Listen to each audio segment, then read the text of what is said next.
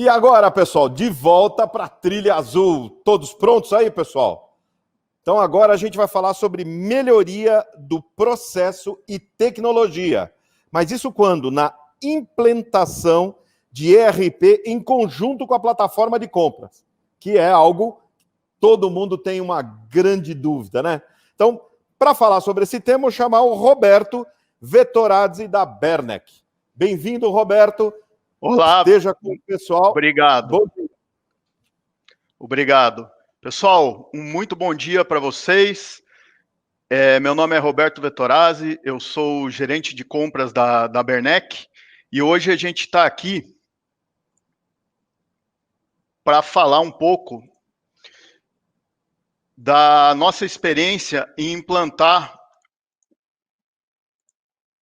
um ERP em conjunto com uma plataforma de compras do tipo SRM, ok?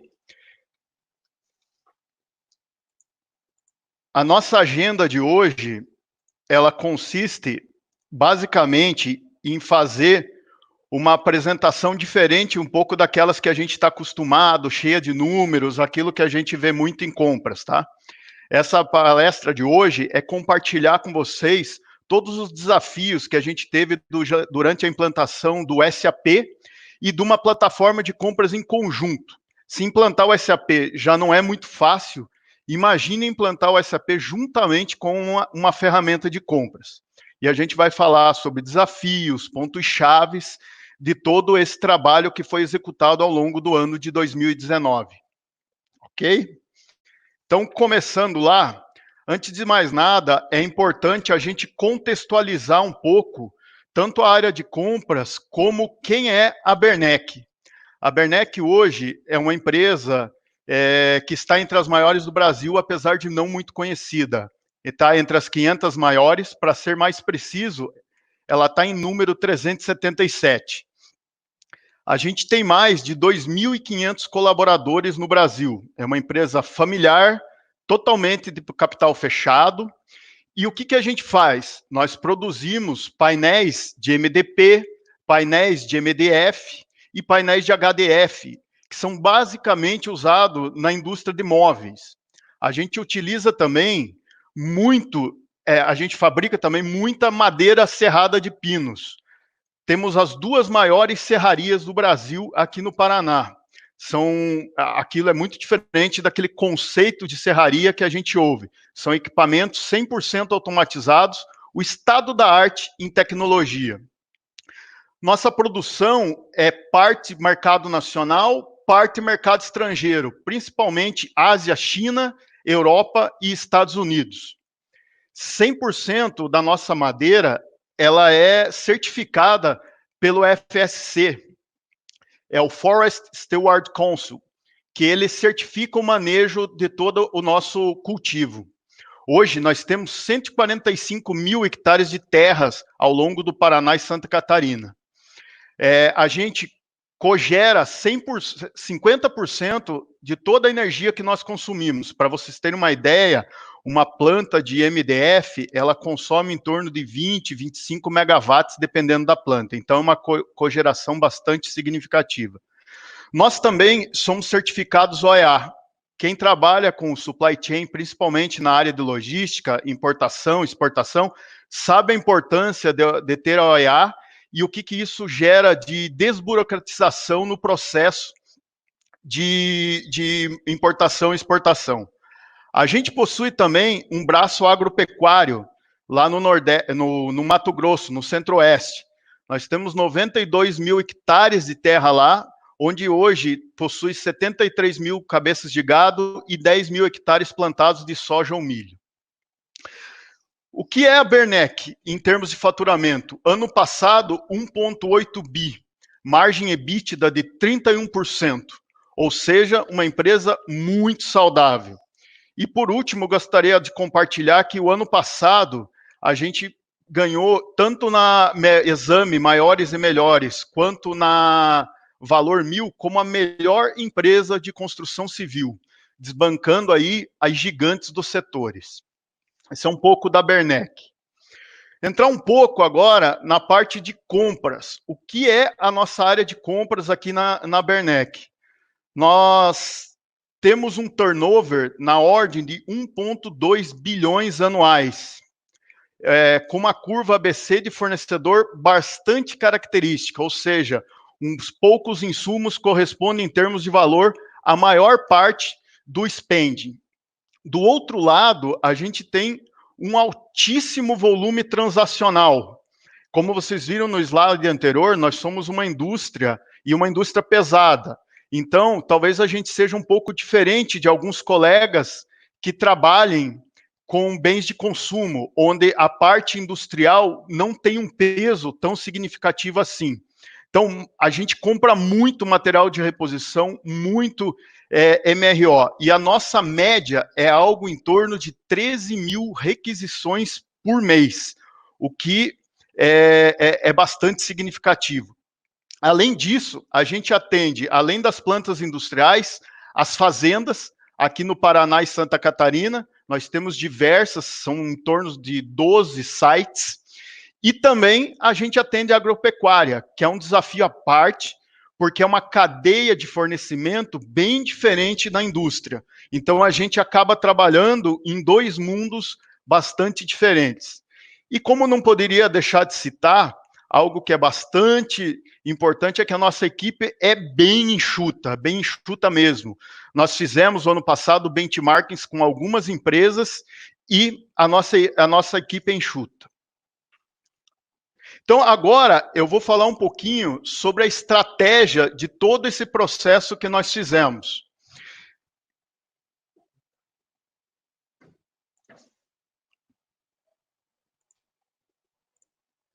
A estratégia de todo esse processo que a gente fez. Nós focamos aqui em 4 pilares para a gente chegar à nossa excelência. Pilar de estrutura, que nós estávamos falando de pessoas, onde a gente vê treinamento, processos.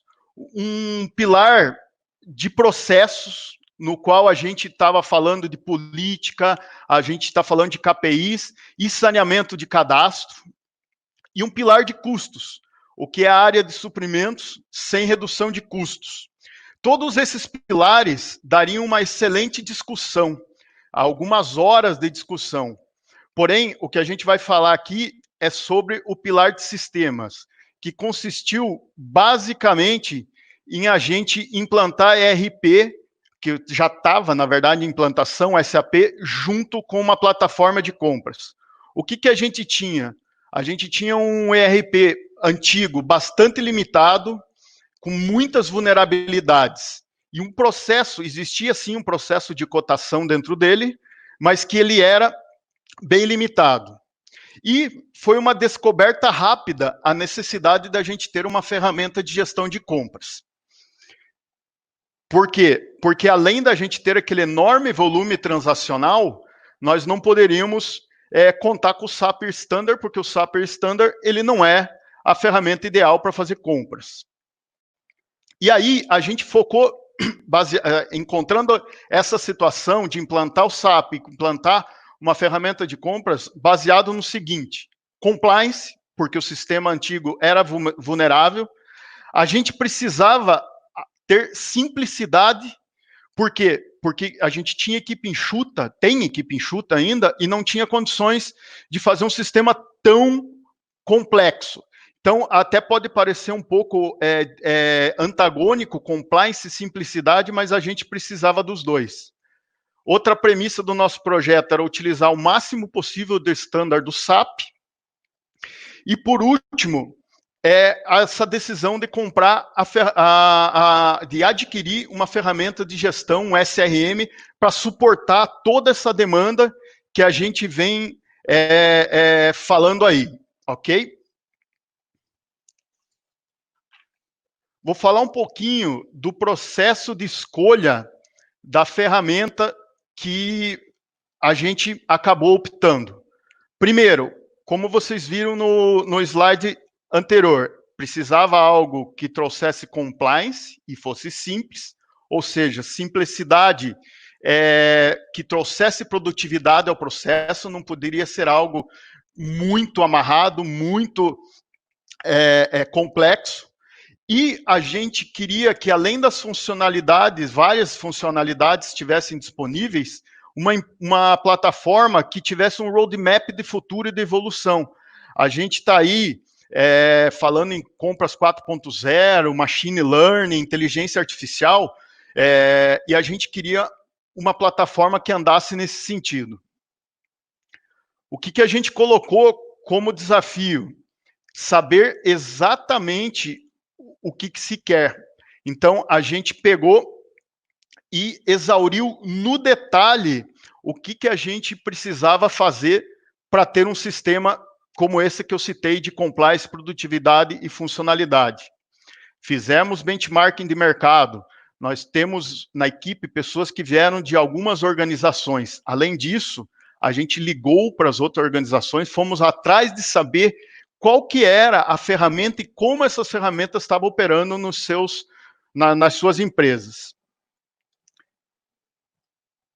E aí, a gente pegou o expertise de toda a nossa equipe e juntou num questionário que avaliou 68 quesitos. Desses 68 quesitos, 53 deles eram quesito totalmente técnico. Como vocês podem ver na tela, aqui está um exemplo da parte de gerenciamento de requisições, onde a gente colocou para os fornecedores tudo que a gente imaginava que pudesse ser importante e também tudo que a gente imaginava que pudesse dar erro. Com isso, a gente criou um scorecard.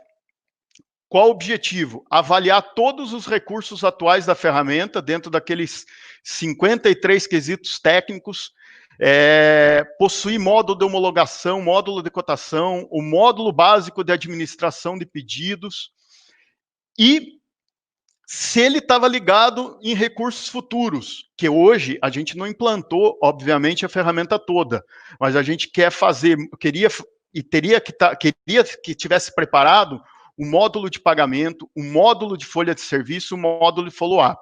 E aí tem, durante o nosso processo de escolha, outros pontos e, obviamente, a parte comercial.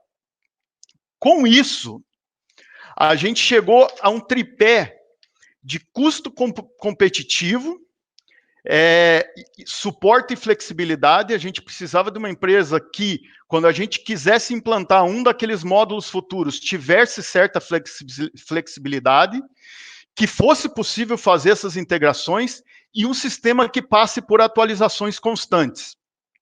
Mas o principal de tudo, e que está englobado aqui, ele precisa fazer o básico, ele precisava fazer o básico. O que era fazer o básico? É fazer, principalmente, equalização, equalizar impostos. Os colegas que trabalham com SAP sabem a dificuldade que é no dia a dia a gente trabalhar com IVA, com erros de nota. Então, a gente queria um sistema que trouxesse esse conforto para nós e fizesse o resto do básico de compras, que é fazer gerenciamento, rodada de negociação, publicação de pedido de compras, etc. E com tudo isso em mãos, a gente colocou num funil e optou pela empresa, pelo SRM da Paradigma. Foi, naquele momento, o que trouxe o maior conforto decisório aqui para a Bernec. Ok? Vou passar um pouco aqui pelos principais desafios que nós tivemos durante todo esse processo. O primeiro deles, e óbvio, faz parte de qualquer trabalho, qualquer implantação, é gerar valor e fazer com qualidade. A gente precisava, com certeza, dentro daqueles quesitos de compliance, simplicidade e produtividade, estar melhor do que antes. Então, resultado, obviamente, um dos principais desafios. O outro desafio que foi muito grande foi o tempo. Para vocês terem uma ideia, entre a gente assinar o contrato da ferramenta da SRM e o Go Live do SAP, junto com o Go Live da ferramenta, foram apenas 6 meses. Quem trabalha em integração de sistema sabe o quanto isso é um tempo exíguo. Além disso, nós estamos falando de fazer 2 projetos juntos. SAP e implantação da SRM. Então, vocês imaginem as mudanças, por exemplo, que o SAP tinha nos processos que nos afetavam, e a gente fazer isso conversar com o SRM. Foi bastante desafiador. Com isso, com a questão dos resultados, do tempo e a sincronização dos projetos, a gente começou a enxergar uma quantidade enorme de falhas que poderiam ocorrer no processo. Isso baseado em todo o conhecimento da equipe. E aí veio também a necessidade de priorizar, porque tinha muita coisa para fazer. Então, a gente, 4 meses antes do projeto, do Go Live do projeto, a gente entrou com uma priorização com mais de 70 itens para tentar fazer as coisas acontecerem da melhor forma possível. E, por último, a gente teve um desafio adicional, que vocês viram lá naquele slide da estratégia. A gente não podia deixar o resto para trás. Então, aquele pilar de pessoas, o pilar de processo e, principalmente, o pilar de redução de custo, precisava continuar acontecendo, para dar credibilidade a tudo que a gente estava fazendo. Então, você equilibrar todos esses pratos foi um desafio adicional. E também a gente não pôde deixar cair a peteca no que tange a manter a operação rodando. Lembre-se das 13 mil requisições por mês que continuavam rodando. E aqui, depois dos desafios, quais foram os principais fatores que fizeram que o nosso projeto tivesse sucesso? O primeiro aqui é o apoio total da diretoria em promover as mudanças. Eu não lembro sequer de um item que a gente pediu para a diretoria do projeto, para o nosso sponsor, que nós não fomos atendidos. Então, isso dava confiança durante o processo. E aqui eu faço questão de mencionar o nosso CFO, o Remy Kaiber, que foi fundamental para fazer essa mudança. Com todo esse apoio que a gente teve, isso fez com que as nossas decisões fossem bastante rápidas. Para vocês terem uma ideia, entre a gente decidir lá naquela estratégia que precisava de um SRM, que precisava fazer junto com o SAP uma outra ferramenta, e assinar o contrato dessa ferramenta foram 60 dias. Aquele bid que vocês viram lá, de todo organizar, todo aquele processo, entre a gente iniciar, levar para a decisão e estar assinando, foram 60 dias. Então, isso foi um fator crítico de sucesso para o projeto poder andar. Além do envolvimento da equipe do projeto, a gente teve o envolvimento direto dos gestores de compras no projeto. Aqui, a gente não fez aquele processo onde os gestores, ou até mesmo eu, nós iríamos somente nas reuniões de status do SAP ou na reunião do status do projeto SRM. A gente realmente colocou a mão na massa. Por quê? Porque a gente viu que era necessário para fazer a coisa acontecer de maneira correta. Por muitas vezes, a gente viu o projeto, a experiência de todos aqui, que 2 ou 3 pessoas participavam e depois o projeto caía de paraquedas dentro da área. Então, o envolvimento, tanto meu quanto dos gestores, foi fundamental. Mas só isso não garantiria o resultado, não garantiria o sucesso. E aí, nós envolvemos muita gente. Lembre-se que a gente tem uma equipe bastante enxuta, mas além dos 3 key users que nós tínhamos para o projeto SAP, que estavam aí full time no projeto, nós envolvemos mais 3 profissionais sêniors, um só para tocar serviços, outro para tocar a área de projetos propriamente dita, a área de CAPEX, e um para tocar MRO, para fazer interface entre o SRM e o SAP. E além de tudo isso, nós criamos um cogerente do projeto e do SRM. Por que eu chamo de cogerente? Normalmente, a gerência do projeto de SRM é uma gerência de TI, mas nós estávamos lá junto com uma pessoa para tocar a decisão junto. Trocando em miúdos, nós estamos falando de 10 pessoas envolvidas diretamente no projeto do SAP e do SRM. Isso, para nós, consumiu muito recurso, mas foi fundamental. Nós estamos falando aí de mais de 50% da nossa equipe envolvida diretamente. E aqui vai os parabéns para toda a equipe minha que fez o projeto acontecer. Eles são os responsáveis. Outro passo, a gente discutiu muito com outras áreas de interface.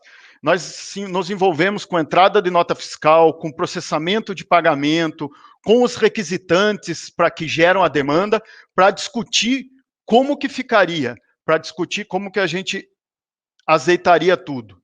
E por último, para isso acontecer, a gente entrou num processo enorme de comunicação, tanto com os usuários, com os requisitantes, com os stakeholders, como uma comunicação interna entre essas 10 pessoas que fazem parte do time. Porque se imagina 40, 50 coisas andando ao mesmo tempo, a probabilidade de tomar a decisão errada. Então, comunicação eficaz, reunião de priorização foi fundamental para a gente andar. Como se não bastasse todos os desafios, o Go Live chegou e o Go Live foi no meio da pandemia. O Go Live foi agora, no começo de março. E aí, todas aquelas incertezas que nós, da área de compras, passamos, desde a adoção de novas práticas, ter que cada dia negociar um contrato diferente, o dólar disparando, tendo quebra na cadeia de fornecimento. Então, todos esses desafios inerentes à pandemia. E aí, nós tivemos que agilizar o onboard dos fornecedores, a gente tinha um cronograma, nós fizemos todo um processo antecipado junto ao BPO da Paradigma, a gente tinha uma pessoa que fazia só onboard de fornecedores, porém a gente teve que fazer um processo ainda mais focado, ainda mais rápido, para fazer todo mundo poder trabalhar. E aí, a gente teve que aumentar rapidamente o ramp-up de uso do sistema, porque aquele plano B que a gente tinha de utilizar, se a ferramenta não estivesse funcionando, Excel, fazer qualquer coisa, foi por água abaixo. O nosso plano B virou o plano A, fazer os fornecedores utilizar a plataforma. E, obviamente, a gente não imaginava, obviamente, que essa pandemia, com certeza ninguém imaginava que fosse acontecer, mas essa transformação digital que nós fizemos, plataforma de SRM e SAP, foi fundamental para a gente conseguir operar. E nas primeiras semanas, um desafio adicional que a gente teve, não relacionado somente a SRM, mas imagina implantar o SAP e todos aqueles problemas que acontecem no Go Live, com pessoas totalmente distantes, as pessoas do Hack to Pay, o requisitante de um lado em casa, a pessoa que entra na nota fiscal do outro e a pessoa que processa pagamento. Então, aqui na Bernec foi um desafio grande nós unirmos e a gente conseguir se comunicar bem. E por último aqui, eu gostaria de trazer para vocês onde nós estamos hoje no projeto, nesses 2 projetos que a gente fez. Primeiro, SAP totalmente estabilizado. Existem todos aqueles fantasmas que rondam a implantação da SAP, que comentam a minha empresa não faturou uma semana, a minha empresa não conseguiu emitir nota, não entrava na nota fiscal. Logo nas primeiras horas, nós aqui já conseguimos emitir nota fiscal para os nossos clientes, fazer faturamento. E também a compras, nas primeiras horas, a gente, normal, conseguiu operar. O ramp-up do paradigma do sistema, do nosso SRM, foi absolutamente dentro do esperado. Até esse momento, até o final de junho, na verdade, a gente já transacionou 24 mil processos dentro do portal. Claro, óbvio, a gente tem muita coisa ainda a fazer, tanto no Paradigma quanto no SAP, mas isso denota que tudo aquele, principalmente aquele processo de tentar reduzir erro, funcionou. E lógico, com todo esse processo que a gente teve feito de uma forma rápida, não deu para implementar tudo o que nós queríamos. Então, a gente já tem um cronograma, a gente já tem diversas melhorias para andar tanto no SAP quanto no SRM. E aqui, por último, só, obviamente eu não vou ler, mas queria dar uma ideia do que foi o projeto SAP dentro da Bernec. Me arrisco a dizer que, se ele não foi o maior, foi um dos maiores projetos da iniciativa privada de implantação de SAP em 2019. Bem, pessoal, era isso que eu tinha para compartilhar com vocês. Eu agradeço muito e eu fico aberto aqui para quem quiser fazer perguntas. Roberto, nós que agradecemos a sua participação. E agora eu tive até que desligar aqui o som, porque estava bombando perguntas, né? Então, Pedro falou, desliga aí que está dando som. Respostas rápidas para a gente conseguir responder o maior número de pessoas, ok? Perfeito. Então, a primeira pergunta, Roberto, você colocou que foi um determinado fornecedor que foi a Paradigma, mas quais foram os critérios que levaram você nessa escolha, antes da gente ir para a próxima pergunta? Tá, se vocês... Deixa eu voltar aqui no slide. Os critérios, basicamente, vocês estão vendo aqui na tela esse scorecard aqui.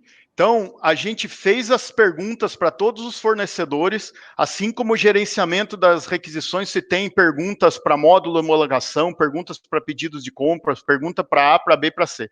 Então, a gente compilou essas perguntas nesse scorecard aqui, para poder decidir. Então, esse scorecard tinha os recursos que a gente queria atuais, recursos futuros que a gente queria empreender, alguns outros critérios de processos um pouco mais qualitativos e a parte comercial, obviamente. Então, todas essas respostas que fomos tendo aqui foram transportadas para esse scorecard.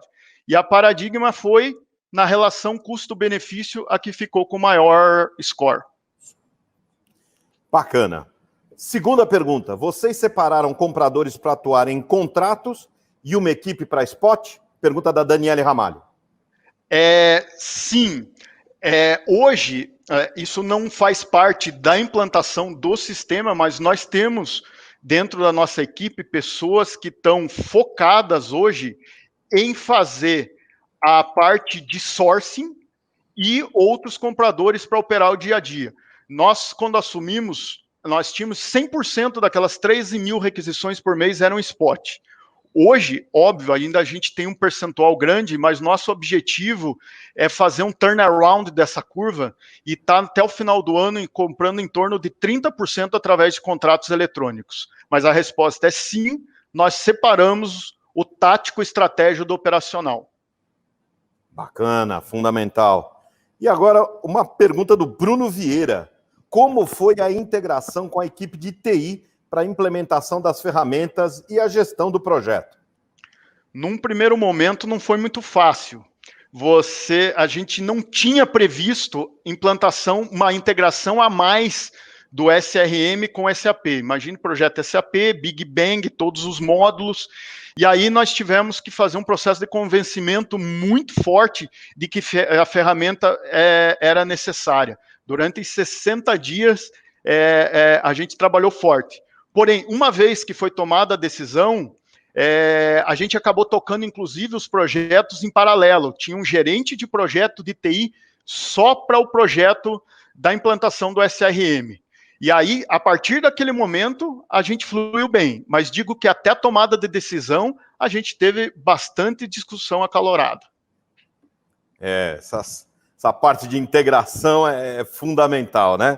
Perfeito. E agora vamos aqui na pergunta do Luiz. Qual os módulos do SRM que foram implantados inicialmente? A pergunta dele é em relação à sequência. Como é que você começou até o final?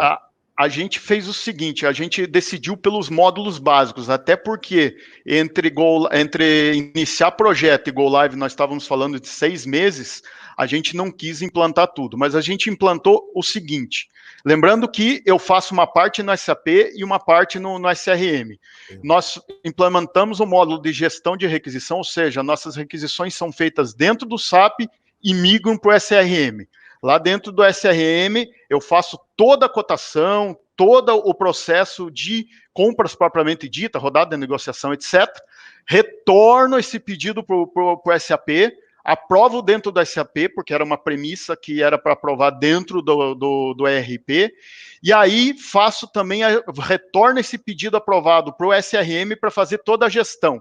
Então, num primeiro momento, nós implementamos gestão de requisição, cotação e administração de pedidos. Todos os nossos pedidos saem pelo SRM, inclusive aqueles que não são emitidos pelo SRM. Próxima etapa, módulo de homologação de fornecedores, integração com contas a pagar. Ok. Mais uma pergunta a você. Qual o tempo de payback do projeto? Caramba, o tempo de payback desse projeto, vou dizer para vocês, é que a gente tem que refazer a conta que foi feita, mas eu acredito que 3, 4 meses. As empresas que estão pensando em implantar SRM, no começo assusta. Eu acho que há 3, 4, 5 anos atrás, nós tínhamos um modelo de mercado de SRM caro. Mas hoje o mercado mudou. Nós trabalhamos com a maior parte dos players de SRM do mercado trabalham com o processo de assinatura, que é a mesma assinatura de Netflix ou alguma coisa assim. Então, o payback acaba sendo muito rápido, porque nós falamos de custos infinitamente menores do que custos que a gente tinha no passado. Bacana. Muito obrigado, Roberto, em nome da Live University do Embrasc, pela sua participação, pela sua disponibilidade e até uma próxima oportunidade. Vai ser um prazer ter você aqui com a gente. Valeu, pessoal. Eu que agradeço a disponibilidade de todo mundo e que todo mundo aproveite o restante aí da jornada de supply chain, que é sensacional.